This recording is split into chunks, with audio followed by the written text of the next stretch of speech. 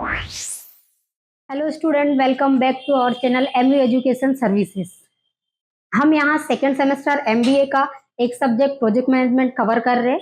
हमने काफी topics cover कर चुके हैं। आपने अगर वो वीडियोस नहीं देखी तो आप जाकर देख सकते हैं। हम आज यहाँ पे टॉपिक नंबर 3 पढ़ने वाले हैं, project selection and it's method. तो यहाँ हम जो भी टॉपिक है उसे डिटेल में कवर करेंगे। आपके एग्जाम के पॉइंट ऑफ व्यू से बहुत ही ज्यादा बेनिफिशियल रहने वाला है। सबसे पहले हम देखेंगे प्रोजेक्ट सिलेक्शन की मीनिंग, देन देखेंगे क्राइटेरिया। ठीक है, क्राइटेरिया में financial and non financial criteria को हम अच्छे से समझेंगे। ठीक है, अगर हम प्रोजेक्ट सिलेक्शन मीनिंग की बात करें, प्रोजेक्ट सिलेक्शन के से ही आप समझ पा रहे हैं, selection in the sense choose करना, सही चीज को चूज करना। प्रोजेक्ट की बात हो रही है, यहाँ पर कोई भी कंपनी अपना एक प्रोजेक्ट लॉन्च करती है तो वो उसका जो प्रोजेक्ट होता है वो कैसे सिलेक्ट करती है कि ये बेस्ट है, ये बेस्ट रहेगा, उसको हम यहाँ पे पढ़ते हैं। अगर हम मीनिंग की बात करें तो कोई भी जो कंपनी है उसके पास मल्टीपल आइडियाज होते हैं। ठीक है, वो सोचती कि वो मार्केट में क्या लॉन्च करे। ठीक है, उसके पास मल्टीपल आइडियाज होते हैं। वो एक क्राइटेरिया बनाती है कि कौन सा आइडिया उसके बजट में है, कौन सा मार्केट की डिमांड में है, एंड कौन सा आइडिया उसके लिए बेस्ट हो सकता है जो लो कॉस्टिंग पर है। ठीक है, ये सारे जो है वो कंपनी पहले एक चार्ट बनाती है, कौन सा सबसे ज्यादा उसके पास रिसोर्सेज है, कौन सा आइडिया कम पैसों में, कम समय में, कम लागत में बेस्ट रिटर्न देगा। वो ये सब कुछ सोचने के बाद वो एक आइडिया जो इस सब क्राइटेरिया को फुलफिल करता है वो चूज करती है। ठीक है, तो ये जो सारी सिलेक्शन प्रोसेस है वो कहलाती है प्रोजेक्ट सिलेक्शन। एग्जाम्पल के तौर पे हम समझ सकते हैं कि अगर हम रिलायंस की बात करें तो रिलायंस के पास 50 करोड़ रुपए इन्वेस्टमेंट के लिए है। ठीक है, वो सोचता है पहले कि वो 5G नेटवर्क कर दे। सेकेंड चीज क्या, वो रिटेल आउटलेट खोल दे, या फिर वो ग्रीन एनर्जी प्रोजेक्ट पर काम करे। तो उसके लिए बेस्ट ऑप्शन रहेगा कि 5G अगर नेटवर्क लाता है तो कितने सारे मार्केट में उसका तेजी से नेटवर्क बढ़ जाएगा। तो वो सारे, क्योंकि तीनों प्रोजेक्ट को एक साथ नहीं कर सकता, उसे करना होगा कोई भी एक, वो मार्केट डिमांड के हिसाब से एक ऐसा प्रोजेक्ट चूज करेगा जो उसके बिजनेस को और भी ज्यादा ग्रोथ दे एंड उसे हाई रिटर्न दे। ये हो गया प्रोजेक्ट सिलेक्शन मेथड। ठीक है, हम देखेंगे इसके बाद क्राइटेरिया। क्राइटेरिया में हम फाइनेंशियल एंड नॉन फाइनेंशियल पढ़ेंगे। तो फाइनेंशियल की अगर हम बात करें तो फाइनेंशियल में आता है NPV, IRR, payback period, ROI. ठीक है, एनपीवी की बात करें नेट प्रेजेंट वैल्यू। अब नेट प्रेजेंट वैल्यू क्या है कि नेट आज आज जो है हमारे जो प्रोजेक्ट है या जो हमारा काम है उसमें हमें क्या प्रॉफिट दिया है, क्या प्रॉफिट दिया है आज के इस प्रोजेक्ट ने, आज के दिन।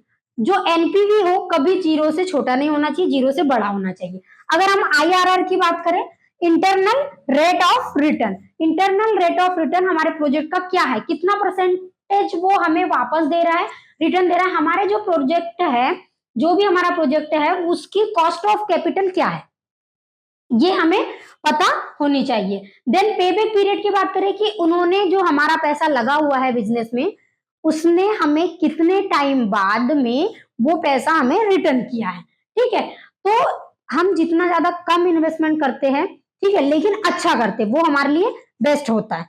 पूरी स्ट्रेटेजी के साथ, टेक्नोलॉजी के साथ, स्किल के साथ हमारा इन्वेस्टमेंट अगर है तो वो हमें अच्छा प्रॉफिट देगा। फिर हम बात करते हैं आरओआई की, रिटर्न ऑन इन्वेस्टमेंट, कि वो हमारे इन्वेस्ट मनी का कितना परसेंट हमें रिटर्न देता है, कब हमें रिटर्न देता है। ठीक है, अगर वो हमें इन्वेस्टमेंट जो हमने इन्वेस्ट किया है उस पैसों का वो हमें ज्यादा रिटर्न देता है तो वो हमारे लिए बहुत ही अच्छी बात है, क्योंकि बिजनेस हम इसलिए करते हैं, स्टार्टअप हम इसलिए करते हैं क्योंकि हमें पैसा बनाना होता है।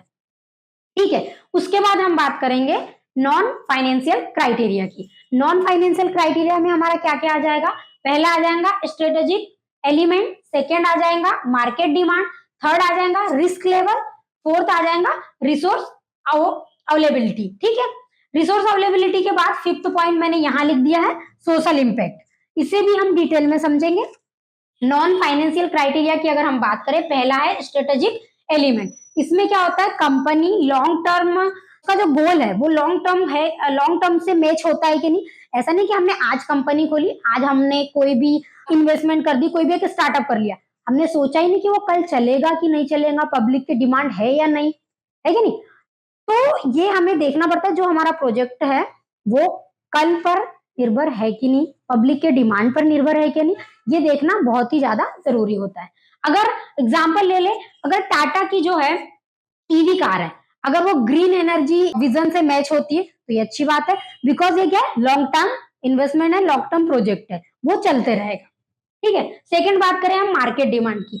मार्केट डिमांड आती है उसके बाद कि आपका जो प्रोजेक्ट है वो मार्केट में डिमांडिंग है कि नहीं, लोगों को जरूरत है कि नहीं उस चीज की। जैसे कोविड चल रहा था, हम देखते हैं अगर कोविड चल रहा था तो कोई घर से बाहर नहीं निकल रहा था, सब ऑफलाइन चीजें बंद हो चुकी थी, कोई शॉप पर नहीं जा रहा था, सब चीज ऑनलाइन चल रहा था। हम शॉप पर जाके रिटेलर से सब्जी नहीं खरीद रहे थे, रिटेलर से किराना नहीं खरीद रहे थे, हम क्या कर रहे थे, ब्लिंकिट कर रहे थे, सब कुछ घर बैठे आ रहा था हमारे।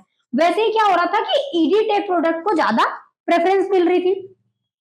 उसके बाद हम देखते हैं रिस्क लेवल। रिस्क लेवल कब बढ़ जाता है, जब हमारा जो है, हमें अच्छी नॉलेज है, हमें किसी एक प्रोजेक्ट के बारे में बहुत अच्छी नॉलेज है कि हमने सोचा कि हमारे यहाँ जो फूड स्टॉल है वो बहुत ज्यादा चल रहा है और जो मेरी डिश है, आलू का पराठा हो गया, चाउमीन हो गया या चाइनीज डिश हो गया, वो बहुत ही ज्यादा बेस्ट है, तो मैं चाह रहा हूँ कि मैं अपना आउटलेट को बढ़ा दूं। लेकिन मैंने जहां पर मेरा बिजनेस चल रहा है वहां की बजाय मैं सोच रहा हूँ कि इंडिया की जगह मैं क्या चले जाता हूँ, वेस्ट बंगाल चले जाता हूँ, श्रीलंका चले जाता हूँ, कहीं पर भी जा सकता हूँ। तो वहां पे भी मेरा बिजनेस, वहां पे तो बहुत सारा अर्निंग पोटेंशियल है लोगों में, बहुत पैसे वाले लोग हैं, तो वहां पे मेरा बिजनेस ज्यादा चलेगा। ये सोचना हमारा गलत हो सकता है, बिकॉज हमें वहां के वेदर के बारे में, वहां के लोगों के बारे में, वहां लोगों की डिमांड के बारे में कुछ भी नहीं पता है। तो इसकी वजह से अगर हम बिना सोचे समझे वहां पे जाके अपना आउटलेट डाल देते हैं एंड हमारा बिजनेस हम चलाने की कोशिश करते हैं, तो हो सकता है कि हम वहां नहीं समझ पाए, लोगों की डिमांड नहीं समझ पाए, लोगों का टेस्ट नहीं समझ पाए, जिससे क्या होगा कि हमारा ये जो बिजनेस आइडिया था अदर कंट्री में, अदर कंट्री में हम अपना बिजनेस चलाएं, ये आइडिया हो सकता है कि ये फेल हो जाए। तो इसमें रिस्क फैक्टर भी होता है कि हमें बहुत ही ज्यादा मार्केट की स्टडी करके, कोई भी कंट्री की स्टडी करके हमें अपना आइडिया क्या है वहां पे चलाना चाहिए। ठीक है, अपना बिजनेस हमें वहां पे डेवलप करना चाहिए। फोर्थ बात करें रिसोर्स अवेलेबिलिटी की, कि अगर हम कुछ बात सोच रहे हैं कि हमने सोचा कि हम यहाँ पे एक कोक की कंपनी ओपन करेंगे, ठीक है, या फिर हमने सोच लिया, हमारी कंपनी ने सोची कि हम कोई दूसरे प्रोजेक्ट पे काम करेंगे, हमने सोच लिया कि हम एक एआई टूल बनाएंगे, कोई ऐप बनाएंगे, तो हमारे पास क्या होना चाहिए, उसके सारे रिसोर्स अवेलेबल होना चाहिए। ऐसा नहीं कि हमने कुछ भी सोच लिया, चंद्रयान 3 मिशन, ऐसा बिल्कुल भी नहीं होना चाहिए। हमने सोचा मोबाइल ऐप, तो हमारे पास एक प्रॉपर टीम होनी चाहिए, उसके बारे में हमें प्रॉपर नॉलेज होना चाहिए। हर टीम का हर शख्स जिस फील्ड में बेस्ट है उस फील्ड का शख्स होना चाहिए, ठीक है, उसे मैनेजमेंट करना आना चाहिए। अगर आप एआई कोई सॉफ्टवेयर डेवलप कर रहे हैं तो आपको कोडिंग में अच्छी जानकारी होना चाहिए। तो ये सारा कुछ डिपेंड करता है हमारे रिसोर्स पे, हमारा बिजनेस क्या होना है, हमारा जो आइडिया है, जो हमारा प्रोजेक्ट है वो क्या है, उसके वो कैसे सक्सेसफुल हो सकता है, उसके जो भी जरूरत है वो हमें सब कुछ मालूम होना चाहिए। टीम अच्छी होना चाहिए, स्किल अच्छी होना चाहिए, टेक्निकली वो संभव है क्या नहीं, ये सब कुछ बहुत ज्यादा मायने रखता है। फिफ्थ हम देखते हैं सोशल इम्पैक्ट। हमारे प्रोजेक्ट से सोशल इम्पैक्ट सबसे पहले, मतलब कि हम जिनके लिए, लोगों के लिए बना रहे हैं ना, कुछ भी हो लोगों के लिए बना रहे हैं, ठीक है, हमारा जो प्रोजेक्ट है वो लोगों को फायदा कर रहा है या नुकसान कर रहा है, उसकी वजह से ऐसा तो नहीं कि लोग बिल्कुल भी हमारे प्रोडक्ट से इम्प्रेस नहीं है, वो नहीं खरीद रहे, फिर तो हमारा बिजनेस ठप हो जाएगा। तो ये फिफ्थ पॉइंट भी बहुत ज्यादा इंपॉर्टेंट है कि जो हमारी सोसाइटी है उससे हमारे प्रोजेक्ट से उन्हें कोई फायदा हो रहा है तभी तो खरीदेगा कस्टमर। अगर उसे कुछ फायदा हो रहा है, आपकी ड्रिंक का पसंद नहीं है, तो वो कैसे खरीदेगा, नहीं खरीदेगा। तो उससे हमें सोसाइटी को प्रॉफिट है या नहीं है, ये ज्यादा इंपॉर्टेंट है। सीएसआर एंगल हमें देखना होता है, ठीक है। अगर रूरल एरिया की बात करें, रूरल एरिया को हम कवर कर रहे हैं, जैसे कि मान लो एग्जाम्पल सोलर प्रोजेक्ट, ठीक है, रूरल एरिया में हम सोलर प्रोजेक्ट डाल रहे हैं, तो ये सब कुछ सोशल इम्पैक्ट, हमारा जो बिजनेस है वो सोशल इम्पैक्ट कैसे कर रहा है ये हमें देखना होगा। ये हमने कवर किया इसकी मीनिंग, प्रोजेक्ट सिलेक्शन की, and criteria financial and non financial. इसमें हमने पढ़ा है NPV, IRR, payback period, ROI. I hope आपको समझ आ गया होगा। इसके बाद हम जो इंपॉर्टेंस है इसके प्रोजेक्ट सिलेक्शन के इंपॉर्टेंस को पढ़ेंगे, कांस्टेंट को पढ़ेंगे, ठीक है। आपको जो भी डाउट हो तो आप हमारी पिछली वीडियो देख सकते हैं, और आपको अगर इससे रिलेटेड कोई भी डाउट हो तो आप कमेंट कर सकते हैं। प्रोजेक्ट मैनेजमेंट को हम यहाँ पर बारी बारी कवर करेंगे। आपको कोई भी डाउट नहीं होगा। आप अगर एमबीए की एग्जाम देने के लिए जा रहे हैं, और मैं यही आपको टिप्स देना चाहूंगी कि आप जो करंट में चल रहे हैं, लाइक टाटा ग्रीन एनर्जी हो गया, एंड कोविड हो गया, मेट्रो हो गया, बुलेट ट्रेन हो गया, ऐसे एग्जाम्पल्स को जरूर लिखिए, जिससे क्या होगा कि आपको ज्यादा स्कोरिंग पॉइंट मिलेंगे। Thank you so much. अगर आपको ये वीडियो पसंद आया तो प्लीज लाइक एंड सब्सक्राइब जरूर करें।